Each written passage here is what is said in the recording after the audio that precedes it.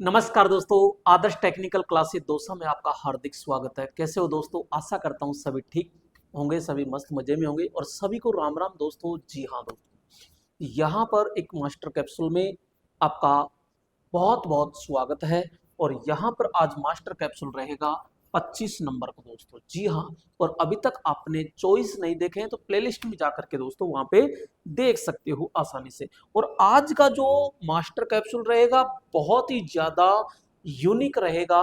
जी हाँ, क्योंकि इसे स्टूडेंट बहुत कम पढ़ते हैं मेरे लाडलो। तो यहाँ पे रहेगा कि डीसी जनरेटर के अंदर जो अभिलाक्षणिक जो दोस्तों ग्राफ है, करेक्टरिस्टिक जो कर्व होते हैं कि सीरीज जनरेटर में कैसा बनता है, संट में कैसा बनता है, ओवर कंपाउंड में कैसा बनता है, ये सारे के सारे दोस्तों यहाँ पे आपको अभिलाक्षणिक ग्राफ और साथ में दोस्तों वोल्टेज रेगुलेशन। जी हाँ दोस्तों, वोल्टेज रेगुलेशन ये पूरे के पूरे मैं बताने वाला हूं। इस मास्टर कैप्सूल का उद्देश्य है कम समय में अधिक और अच्छा कॉन्सेप्ट देना है दोस्तों, यहाँ उद्देश्य है। ठीक है दोस्तों, आइए यहाँ पे हम चलते हैं कि यहां सीधा सीधा सा हम समझते हैं कि डीसी जनरेटर के अभिलाक्षणिक ग्राफ। तो दोस्तों यहाँ डीसी जनरेटर के अभिलाक्षणिक ग्राफ के अंदर पहला आता है यहाँ पे, क्योंकि जो ग्राफ हम पढ़ रहे हैं वो दोस्तों यहाँ पे जो अभिलाक्षणिक ग्राफ है, मैं कहूंगा कि यहाँ पे वोल्टेज वोल्टेज व दोस्तों धारा के मध्य वोल्टेज और धारा के मध्य खींचा गया जो ग्राफ होता है उसके बारे में हम क्या कर रहे हैं, यहाँ पे अध्ययन कर रहे हैं। आइए, पहला है डीसी सीरीज जनरेटर यानी कि श्रेणी जनरेटर।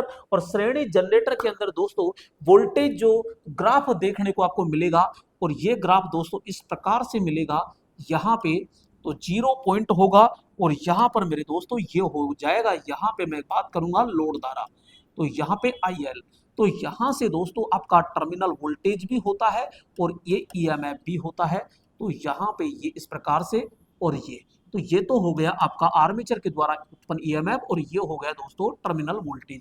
तो मैं यहाँ से यहाँ तक ये क्या है, तो अभिलाख जी अवशिष्ट चुंबकत्व के द्वारा जो वोल्टेज होता है वो होता है ये। ठीक है, अब यहाँ से ये बढ़ रहा है, ये ग्राफ इस प्रकार से होता है। और ये ग्राफ दोस्तों जो होगा ये कौन से नेचर का होगा, तो इसे कहते हैं राइजिंग। क्या कहते हैं? इसे कहते हैं मेरे प्यारे दोस्तों राइजिंग, यानी कि उठवा। कौन सा प्रकार हो जाएगा? उठवा प्रकार का होता है। और यहाँ पे जो वोल्टेज रेगुलेशन होता है वो सबसे खराब होता है, लेकिन वो ऋणात्मक होता है। तो यहाँ पे मैं बात करूंगा वोल्टेज रेगुलेशन, वोल्टेज रेगुलेशन। तो यहाँ पे मैं कहूंगा खराब, तो यहाँ पे खराब मिलता है, लेकिन मैं कहूंगा ऋणात्मक प्रकार का होता है। तो ये ऋणात्मक प्रकार का दोस्तों मिलेगा, यानी खराब का मतलब होता है कि वोल्टेज रेगुलेशन क्या होता है, उच्च होता है। जो क्योंकि वोल्टेज रेगुलेशन हमेशा निम्न से निम्न होना चाहिए। नेक्स्ट हम बात करते हैं दोस्तों यहाँ पे, आइए, कि संट जनरेटर में जो वोल्टेज रेगुलेशन सॉरी यहाँ पे जो ग्राफ बनेगा, अभिलाक्षणिक ग्राफ बनता है, वो दोस्तों यहाँ पे हम बात करेंगे कि टर्मिनल वोल्टेज की वोल्टेज और इधर से आ गई हमारी धारा। तो यहाँ पे दोस्तों जब लोड धारा बढ़ाई जाती है, यानी लोड बढ़ाया जाता है, तो इसका टर्मिनल वोल्टेज जो होता है वो लगभग लगभग दोस्तों नियत रहता है, लेकिन हल्का सा जाके नीचे झुक जाता है, हल्का सा झुक जाता है, यानी कि लगभग दोस्तों 95 से 98% नियत रहता है, और 2 से 5% दोस्तों घट जाता है। तो यहाँ पे इसका जो भाई घटा तो है ना, तो यहाँ पे हम कहेंगे सीधा व ड्रॉपिंग, सीधा व ड्रॉपिंग। तो यहाँ पे हम कहेंगे सीधा सीधा व यहाँ पे ड्रॉपिंग, सीधा व ड्रॉपिंग, यानी ड्रॉपिंग को क्या कह सकते हो? झुकवा। क्या कह सकते हो? झुकवा। तो सीधा व ड्रॉपिंग होता है। और दोस्तों वोल्टेज जो रेगुलेशन होता है, यहाँ पे वोल्टेज रेगुलेशन होगा वो सबसे अच्छा। यहाँ पे वोल्टेज रेगुलेशन जो होता है वो ध्यान रखना सबसे निम्न, जो निम्न होगा वो क्या होगा दोस्तों? अच्छा। तो यहाँ पे सबसे अच्छा होगा, और ध्यान रखना दोस्तों धनात्मक होगा। यहाँ पे क्या होगा?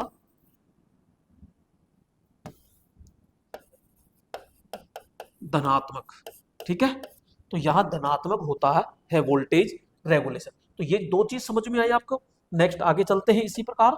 तो यहाँ पे आइए, तो कम्युलेटिव कंपाउंड जनरेटर। दोस्तों कम्युलेटिव कंपाउंड जनरेटर में क्या होता है कि यहां पे मैं ये कहूं कि जब लोड का मान बढ़ाया जाता है, लोड का मान बढ़ाने से दोस्तों यहां पे जो टर्मिनल वोल्टेज होता है वो बढ़ता है। क्या वोल्टेज मान बढ़ता है? क्यों? क्योंकि यहाँ पे जो चुंबकीय फ्लक्स होता है वो चुंबकीय फ्लक्स क्या हो जाता है दोस्तों, जुड़ता है। और जब जुड़ता है तो वहां पे वोल्टेज, जो टर्मिनल वोल्टेज है वो बढ़ता है। तो यहाँ पे हम सीधा कहेंगे, पहले तो बन ही रहा था, लेकिन दोस्तों यहाँ पे इस प्रकार से दोस्तों देखने को मिलेगा, यानी कि आई एल हो गया, जीरो हो गया, और ये टर्मिनल वोल्टेज दोस्तों देखने को मिलेगा। तो यहाँ पे मैं सीधा सीधा सा कहता हूं कि यहाँ पे कौन से प्रकार का मिलेगा, तो मैं कहूंगा राइजिंग, राइजिंग यानी कि उठवा प्रकार का। ठीक है। और मैं बात करूंगा वोल्टेज रेगुलेशन। तो वोल्टेज रेगुलेशन, ये ऊपर जा रहा है, तो दोस्तों ऊपर जा रहा है यानी बढ़ रहा है, तो ये ऋणात्मक प्रकार का होता है। तो यहाँ पे वोल्टेज रेगुलेशन कैसा मिलेगा, ऋणात्मक प्रकार का दोस्तों देखने को मिलेगा। नेक्स्ट है डिफरेंशियल।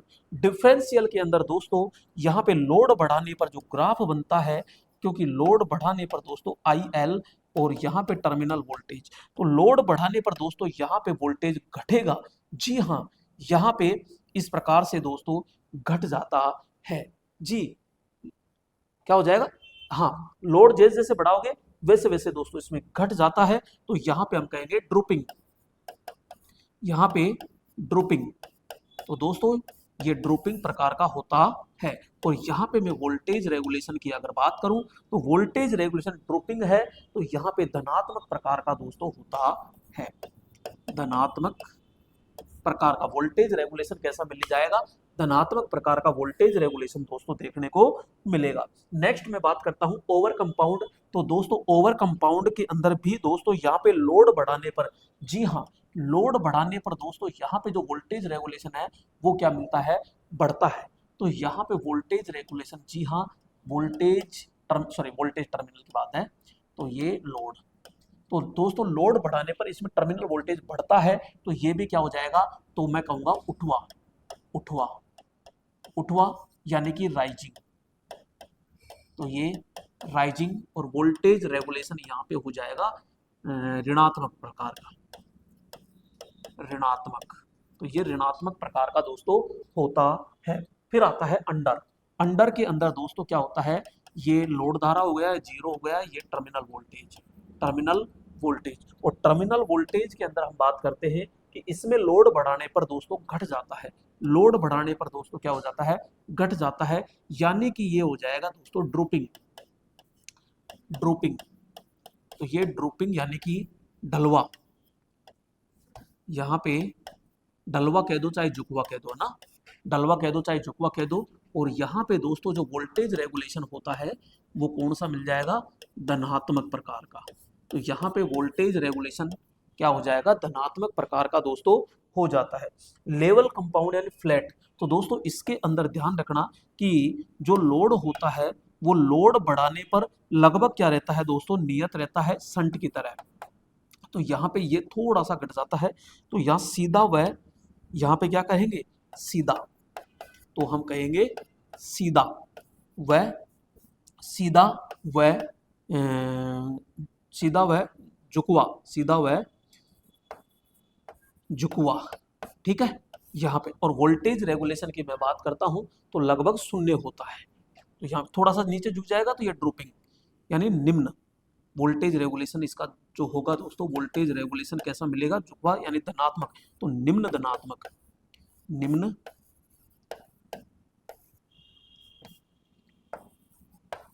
धनात्मक। तो दोस्तों ये चीज आपको ध्यान में रखनी होगी। तो यहाँ पे 7 प्रकार के, जी हाँ दोस्तों, 7 प्रकार के वोल्टेज रेगुलेशन आपने पढ़ लिए, 7 प्रकार के दोस्तों ग्राफ पढ़ लिए हैं यहाँ पे। जी हाँ, तो ये बहुत ही इंपॉर्टेंट टॉपिक रहने वाला है। तो दोस्तों ये जो टॉपिक रहेगा, एक चीज और मैं कहूंगा, बहुत ही जल्दी दोस्तों यहाँ पे जो पूरा का पूरा जो इलेक्ट्रीशियन का जो कोर्स है, कंप्लीट कोर्स, लाइव प्लस में रिकॉर्डेड, प्लस में दोस्तों टेस्ट सीरीज, प्लस में दोस्तों पूरी की पूरी हैंड रिटन नोट्स, दूसरा टाइपिंग नोट्स की दोस्तों पीडीएफ, इसका दोस्तों महा ऑफर आ रहा है 28 दिसंबर को। जी हाँ, तैयार रहना, चूक मत जाना दोस्तों। और यहां से ऐसे ही टॉपिक आते रहेंगे, तो आप प्लीज दोस्तों इस चैनल को सब्सक्राइब करके और लाइक कर दीजिए। ठीक है, धन्यवाद।